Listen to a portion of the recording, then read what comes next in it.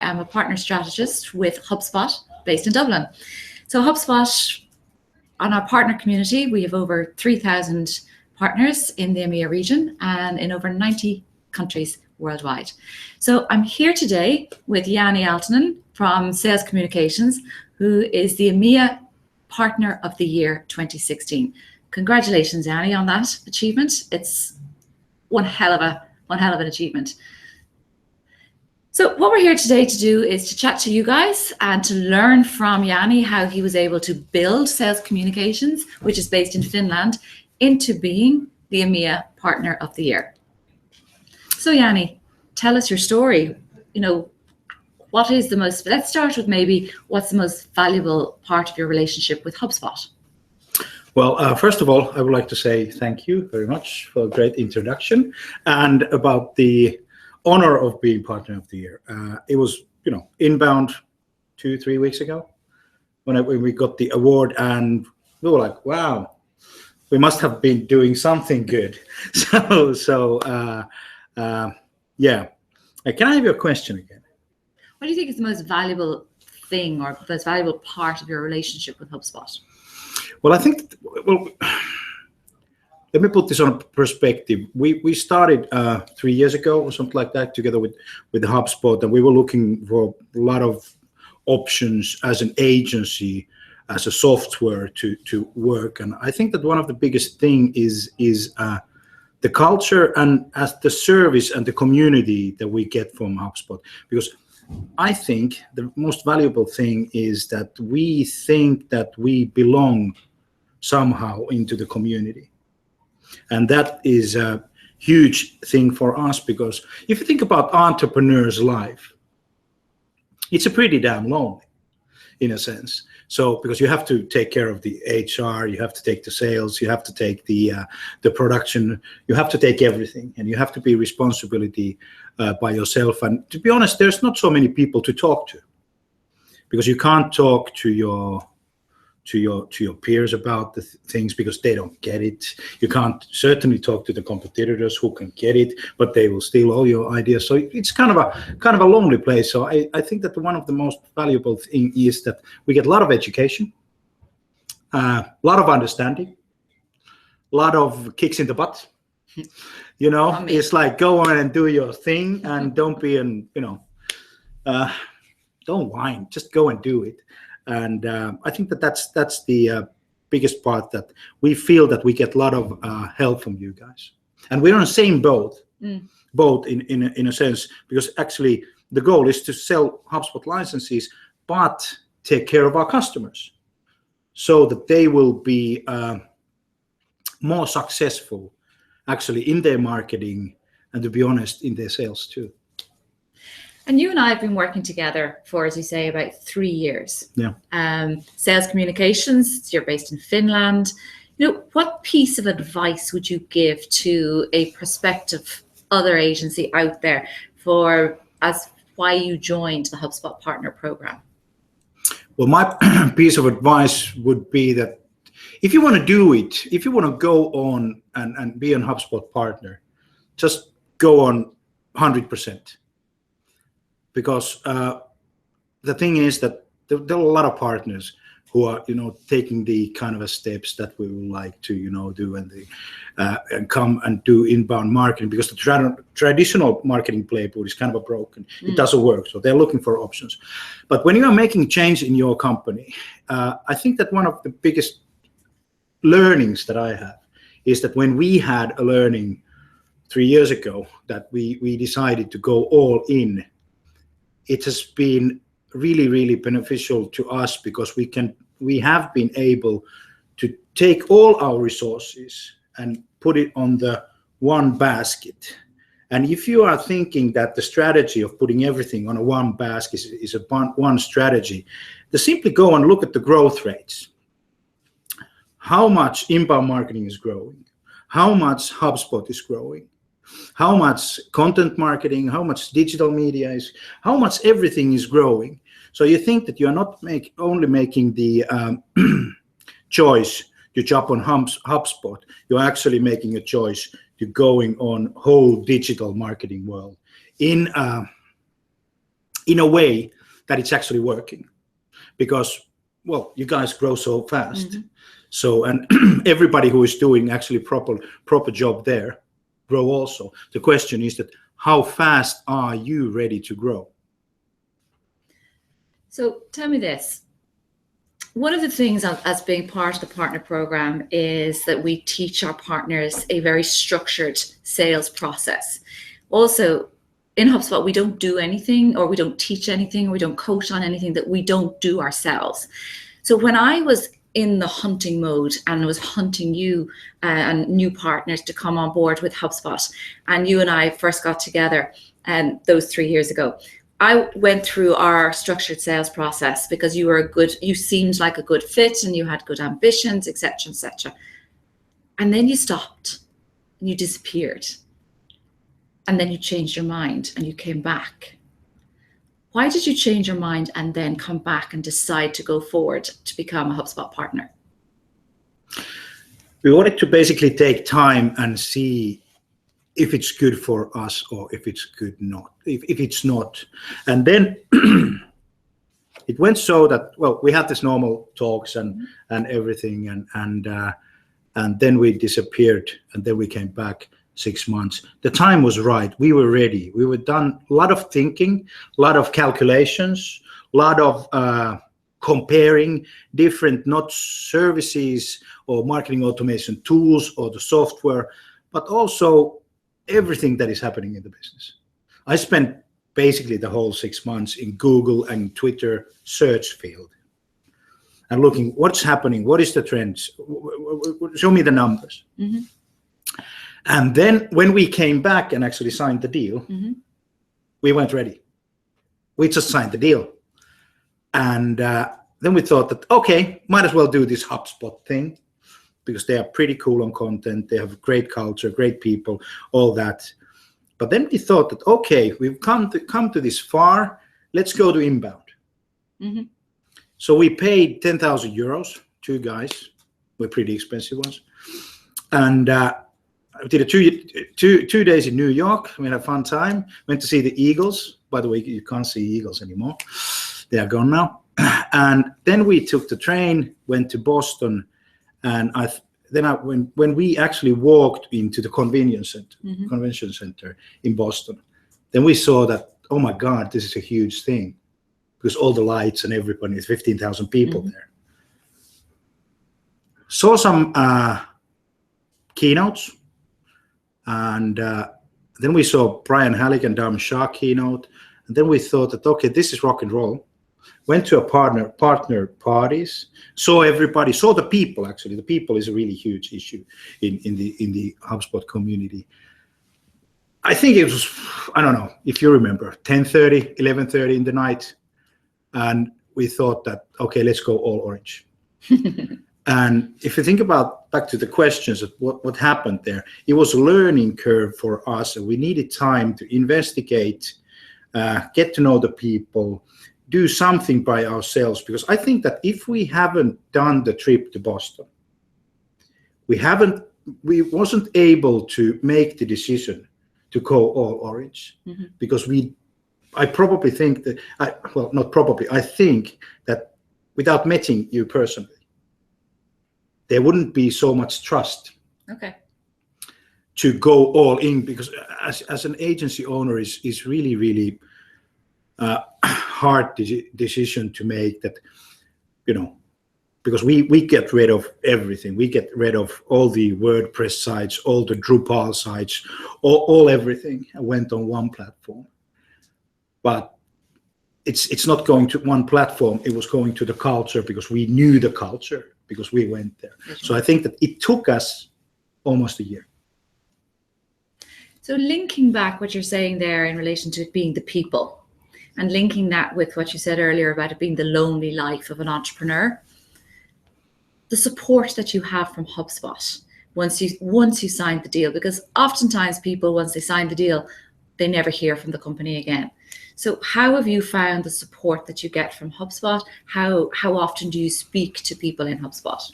Well, we speak almost every week, and almost every day or every second day we're on an email.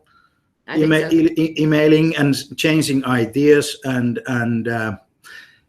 we are quite a lot of work. I think I mostly work a lot of with the HubSpot than I work with our customers, or I work with the other people.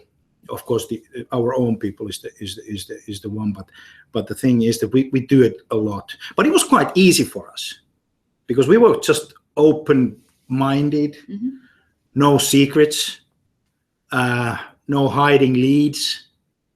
I know that there is this kind of an idea that we get a lead, don't tell it to HubSpot. Well, the HubSpot knows it because the people are the same ones who download something on your website and they get this idea, HubSpot inbound marketing and your agency. They will go to HubSpot website and they will download something. That's kind of stupid. So we just thought that because it was a good thing, I remember that we can sell HubSpot ourselves. We can sell together. That's right. Yeah. Yeah. And that's what we thought. And then, or you can sell it. That's it. Yeah. That's it. So that was the 3-1. And then we memory. just thought that because there was some customers we thought that we're never going to touch them. Let's give it to HubSpot. Saves a lot of time. Get the commission. All good. And, that's how we went. That's how it is. So when obviously the one of the objectives about being a HubSpot partner is to get more leads so that you can deliver services to those leads using a HubSpot license. What was the biggest challenge that you found when you brought on your first HubSpot client? We have to learn how to actually do inbound marketing, how to sell inbound marketing, how to educate the customer for inbound marketing, and how to educate our customer, use the tool for doing inbound marketing in order that they get the leads and get the sales and all that. And basically we came from an hourly billing, projects, websites.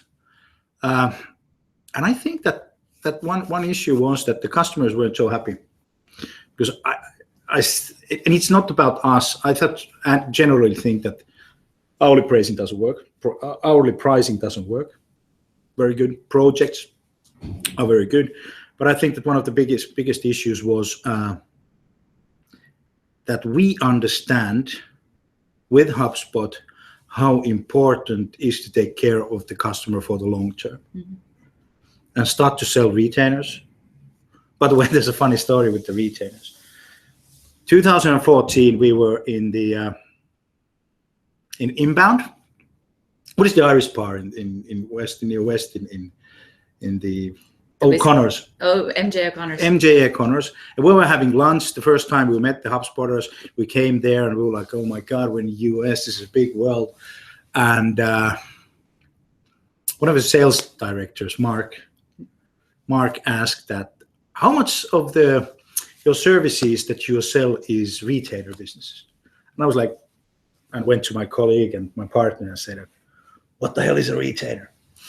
And then it was like, well, and then I was, what about 20%? And then I went to Google it. What is the retainer? And that's where it all started. But if I think then every customer now is a retainer customer. Now, okay. Would I go back? Never in a million years. And that actually was going to be my next question. Yeah. One of the objectives with the HubSpot Partner Program and one of the objectives of us working together is to help you sell more retainers. And we mean by retainers is repeatable, recurring revenue from your customers so that you scale your business and they scale their business. Did you find that you had to make a lot of changes internally to ensure that was going to happen? Oh, yeah. The first thing is change your mind. Okay. And that's the hardest part. And educate people inside the organization is that when you are moving away from hourly pricing, it means that you are not selling anything on hourly pricing, which means that if a customer asks you about hourly pricing, you will say no. This is not the way we do it, because at the end of the day, you end up talking about the price of the hour and not by the benefit that the customer is getting or what is the business thing that they want to achieve. Yeah, I lost your question again. Can I have it again? Yeah. It's about the changes that you made internally. Yeah, the thinking was the one, And I think that the hiring was one also. So we needed to get people who understand value of the customer relations. So that, because I genuinely now believe that growth is based on not losing the customers, Mm-hmm. and not getting new sales coming in every day. It's about having solid customer base. So that was one thing. So we need to get some people in who actually wanted to do for the everything best for the customer, and not being the sales dogs, hunting the new leads and hunting the new projects and also that, and then educate ourselves on the whole inbound methodology and going through all the certifications and that. But I have to say to all the new partners who are thinking to come in on board, it requires work. Nothing in this life comes for free. There's no excuses. There's a lot of help from HubSpot, but the biggest learning is that you need to be doing a lot of work, and that lot of work comes on the top of your current customer base. And basically what happened is that I would say 70% of the customers we lost. And tell us about, you lost 70% of your customers. Yeah. Were you okay with that? Yeah. I mean, did you want to lose those customers? Have you fired a customer? Because most people would be of the mindset of, I don't want to lose a customer. Yeah. So you seem to be a little bit comfortable with losing a customer. But first when we started to think about this, we were really afraid of losing the customer. And well, there was one story on that same trip. Or was it? No, it wasn't that trip. It was the trip 2015 inbound. It was when Jitu Mahtani asked me that would you say no to a customer if you knew that it's a bad fit customer? And I said, hell no. We'll take all the money in that we can. We'll take all the projects. As most companies would. Which is kind of a common sense. Mm-hmm. If there's a customer, you sell it. But the more and more we understand the value of the customer, having the right fit customers, putting our services to help our customers, it came from buyer personas and all that work that we did. We just realized that because we had an hourly project management system, everybody is putting hours, and then we are calculating how much money, what is the revenue that we're getting in by customers, how profitable are the customers, and we just realized that actually, and the numbers show that actually, if we put these bad fit customers away, we do not lose anything. What we have is time to put to work for those customers that are perfect fit customers. And then we just realized that all this inbound thing was that do your buyer personas and get the right fit customers. We did it. We do not call any customers who don't have reasonable amount of growth, profitability, and turnover. Mm-hmm. Because we analyzed, we did the numbers game. We just saw that if there's a bad fit customer, you can't win. You end up in discussions with the price. They will make you work more, pay less, and that's pain in the ass, basically. So, but it came down to doing the numbers and analyzing a lot of Excels, and that was like, show me the facts. Last week we said no to a customer, and the story was this. We got a phone call. We're doing new website. We need a web shop. We need everything. Everything needs to be put on a HubSpot because we want a HubSpot. HubSpot is growing. HubSpot is the best. We say, all right, we'll meet you. We'll talk with you. And then we got this size of a list, requirements to support their business. Went to see. We had a discussion with our sales about this and went to see it. Okay, what is this guy's turnover? It was 500,000. Declining. Mm-hmm. No profitability. And the project that he was asking was approx 50,000. So we just analyzed that, and before we even make anything to the customer back, we just analyzed. There's no way that this customer will spend 10% of declining business, no profit, to a new software and a new website and a new so we just send an email that sorry, we are not in this business, because at least we save 3 hours writing the proposal, negotiations and all that, ending up having no. So I would say we saved 15 hours of work, 2 days. That you can possibly invest somewhere else. Exactly, and serving those best fit customers who are best fit and actually have the need and understand what do they do. Because to my standards is this, that when you are selling HubSpot as an agency, well, the HubSpot is only a tool, and the customers need to understand that we use this 10 to 20% idea that, okay, Mr. Customer, you want to invest in inbound marketing, fine. You want to invest HubSpot, that's fine. And then they ask, how much is the HubSpot costing? And well, HubSpot is costing what it's costing, 10,000, 25,000 a year or something like that. But if you calculate that and you think about that's 10 or 20%, we are talking minimum 100 or 110,000 euros investment on software, content marketing, training, sales training, and all that. And that's a big investment. So we just want to work with these companies that understand that, want to work with, and has the capability to invest and get the results. Because if we as an agency do not produce the results to our customers, they're going to blame us. They're not going to blame them. No CMO will look into the mirror and say, I didn't get this. I didn't understand this. They will say, well, we have this investment, HubSpot, how fast we can get rid of it, because but the agency is fired immediately. And they will go to their board and say, oh yeah, we tried everybody, but the agency was bad. And then what you have as an agency, you didn't get any money, you lose your reputation, you lose the time, you lose the customer, everything is bad, and you probably got 10 or 20K out of that. And nobody's happy, not even you, because you didn't make any profit out of that.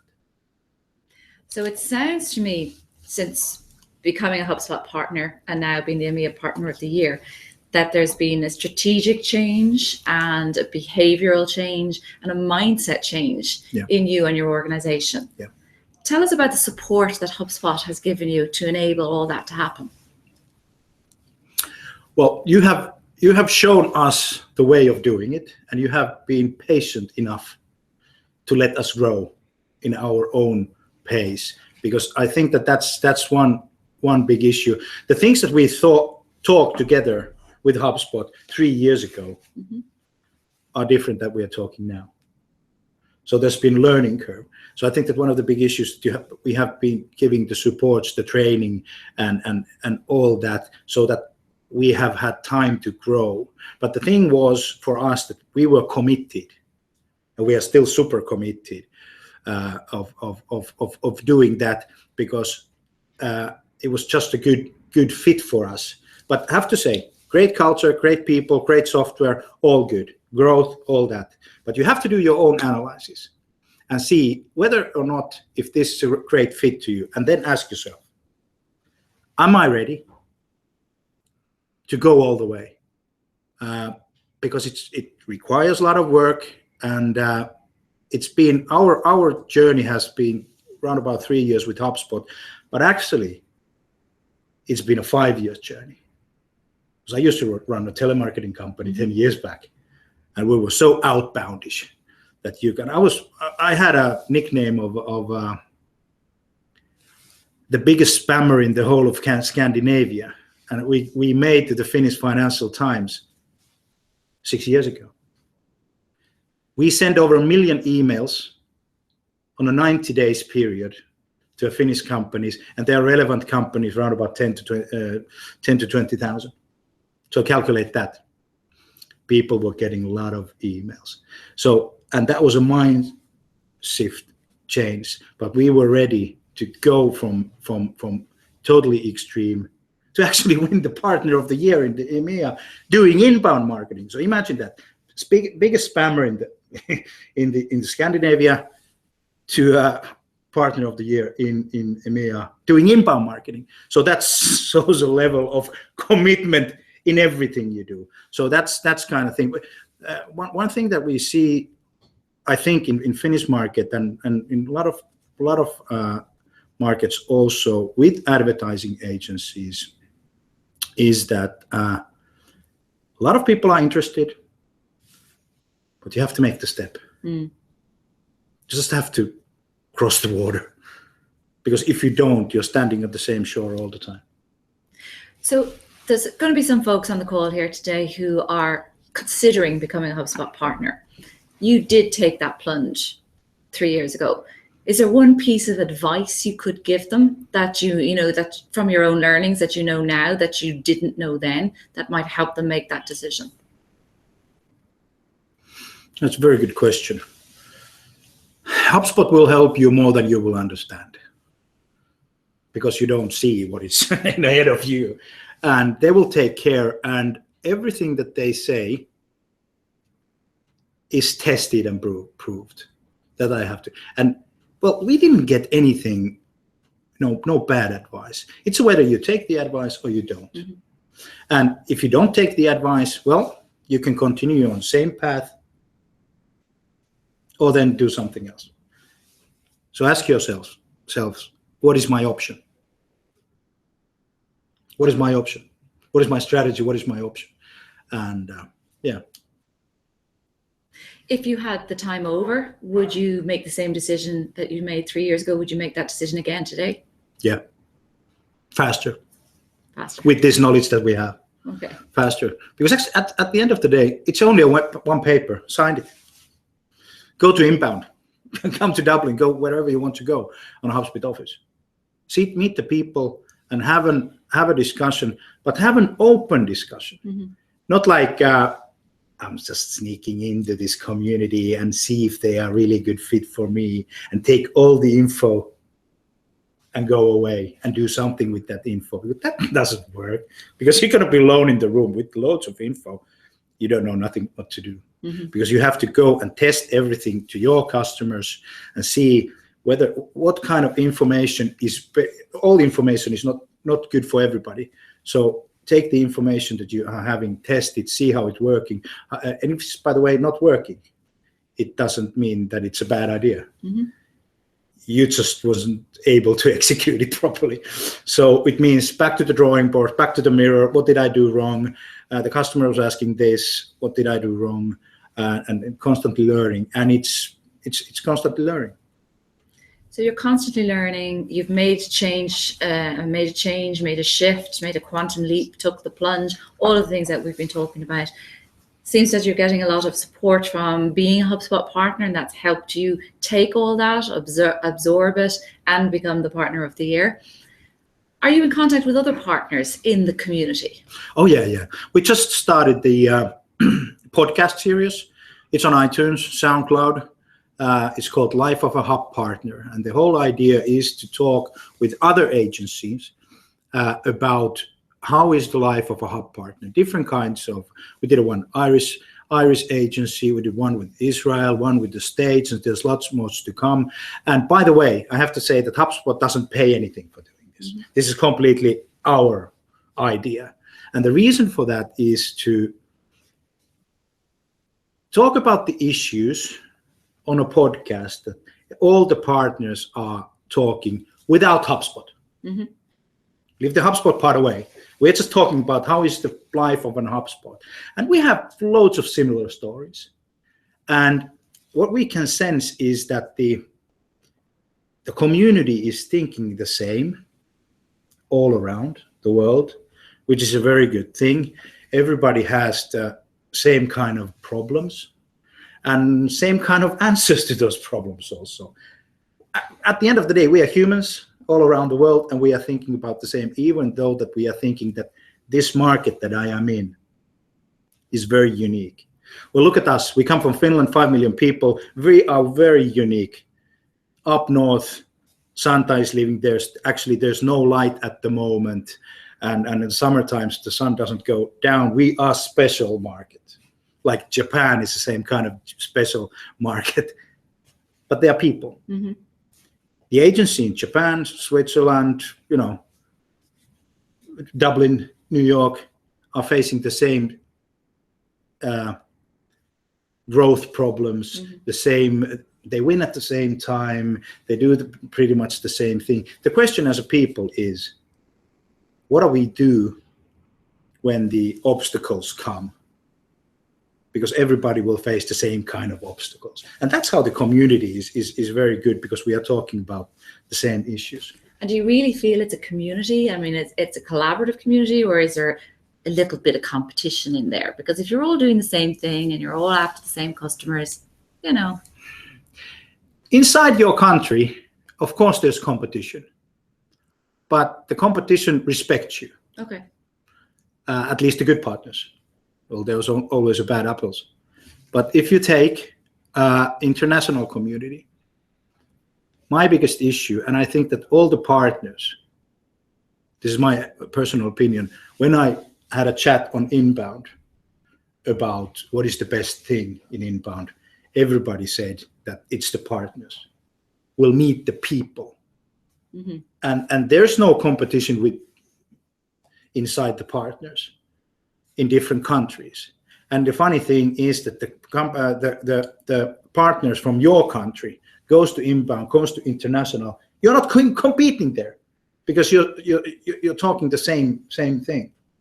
And I think that one thing that HubSpot has taught us, not directly but bidirectly, is some kind of a behavior and values and respect, and that's kind of a whole inbound idea.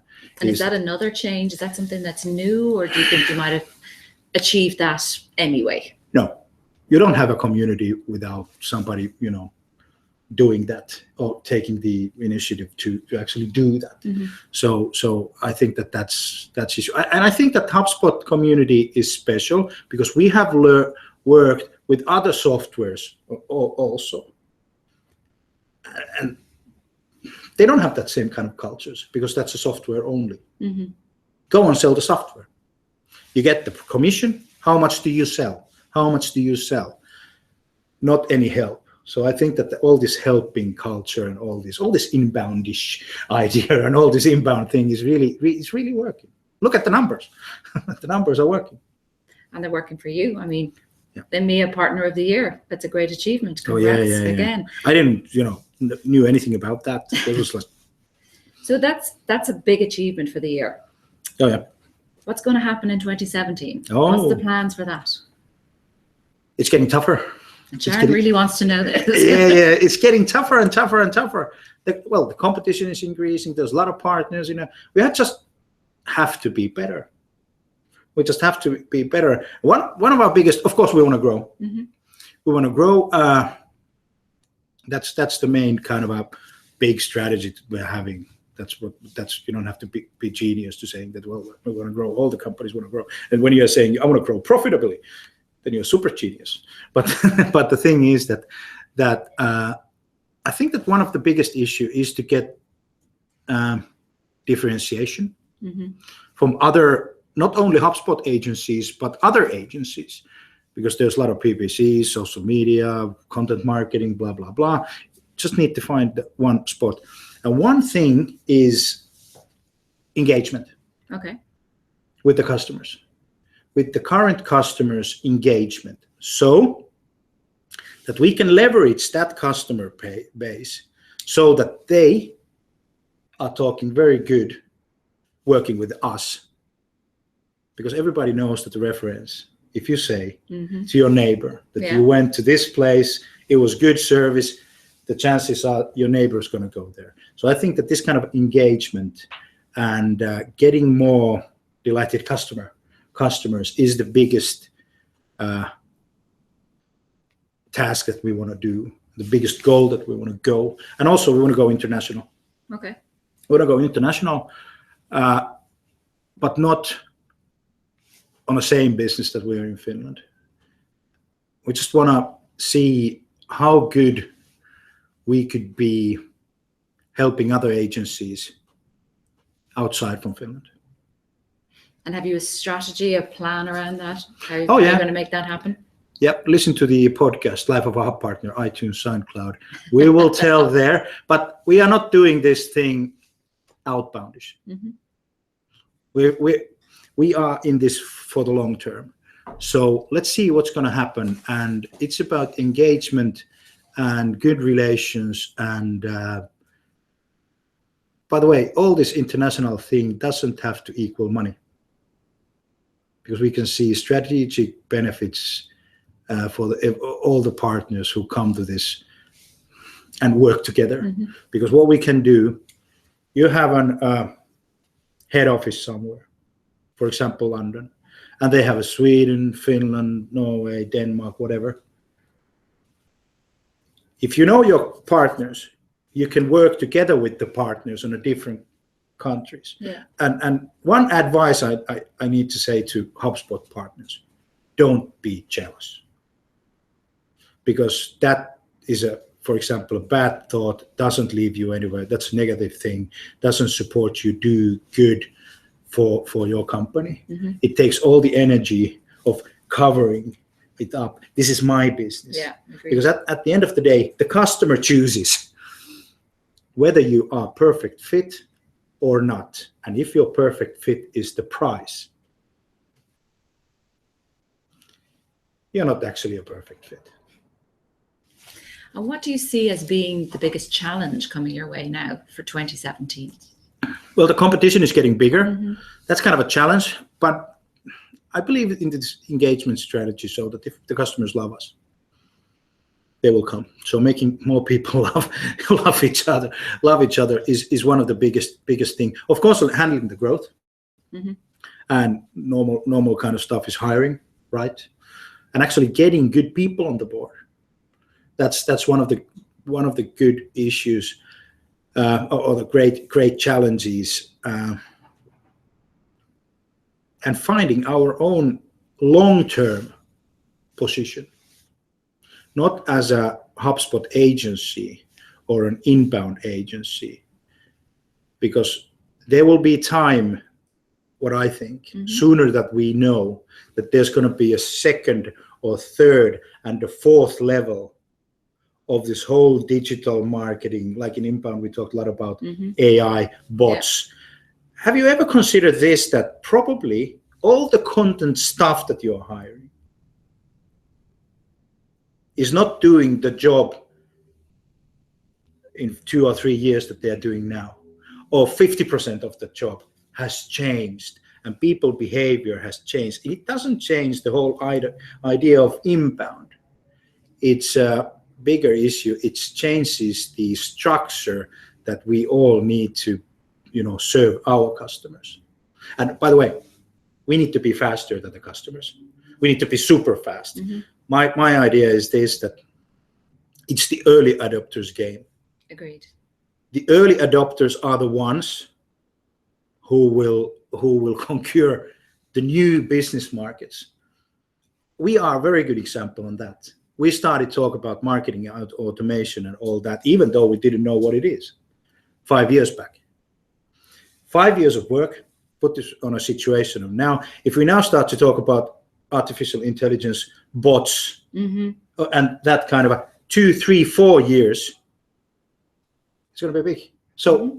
then we have this 9 years. If you start now, by the way, it's better to start now than in a year or two, because the business will have changed. It's changed. And also keeping the normal stuff going. Normal content production, and getting more engaging content, more quality content. I don't think that video will be big, but I don't think that for our agency is not that big shift to mm-hmm. huge different way of working. For our customers, it will be. So we think it as a huge opportunity where we are ready, because we have done it. Yeah. And you can take the experience and the support. Exactly. And the challenge also is to be early adopter all the time. Take and try and fail. Actually, the fail is a bad word. Get the data. Did you go anywhere? Did you get something? Take this new tool, GrowthBot, whatever. See how it goes. And then make the decision. If it's not working, well, don't spend too much time on that. Do what is working. Try it another 6 months, see if it's working, learn and constantly learning. I think that we have to be learning more now than we ever have to be learning, faster pace. And you seem to have learned quite a lot in the last 3 years. Well, yeah. Do you want to? We have some questions from our audience online. So All let's right. see. Let's see. Okay, you don't want to see. I'm only joking. Yeah. Let's see. Some of them we might have I thought covered. that HubSpot keeps all the information. We are transparent and honest. Come on. Transparent. So Hey, no, Stuart would like to know, for any 3 agencies to the partner program, what 3 pieces of advice would you give that are essential, and what processes should we put in place to ensure growth as a HubSpot partner? So that's 2 questions actually there. Yeah, there was 2 questions. So first one was the 3 pieces of advice for new agency that are essential. Well, depends. Are you in with HubSpot or are you still considering? For those who are considering, just go for it. If you think it's a good fit, if you believe the people, if you believe the culture, just go for it. And then the second one is listen what HubSpot has to say, because HubSpot has seen a lot of agencies and a lot of situations, and they probably seen loads of times the same situation that you are in now. So listen to the advice, execute, and then learn. Okay, so listen, execute, learn. Yeah, go and do it. Go, listen, do it, and learn what you have done, and share the information. Talk what you have been learning, because what I've understand that the HubSpot can back off. You're not like pushing all the time the your way of thinking or the HubSpot way of the inbound. You'll see that the agencies on this level make sure that this one level is done before you move to another one. Yeah. Okay. The other question Stuart has is, what processes should we put in place to ensure growth as a HubSpot partner? Sales process. First you get the leads. That's quite easy. Sales process and defining what is a good fit for you, and then trying to super serve them. That's the first step. And then I think that the super serving is a process, whether it's an onboarding process, whether it's a retainer process. And one issue is that, which is a really crucial for what I think, is that put that process on a paper and draw it, that how you work with the customer who wants to buy the HubSpot, but doesn't understand anything about working with retainers and your agency services. Because you have to make them understand, if they come for a tool, because your money comes from the services and your growth comes from the services, the more successful the customer is with the tool, the more successful you are when they are buying your services, whether it's whatever you are serving, for the long term. And it needs to start earlier in the first call. It needs to start basically before the first call in the paper. What are the questions that you're going to ask? How do you make sure that this is a perfect fit, and all that? So I think that those are the key issues.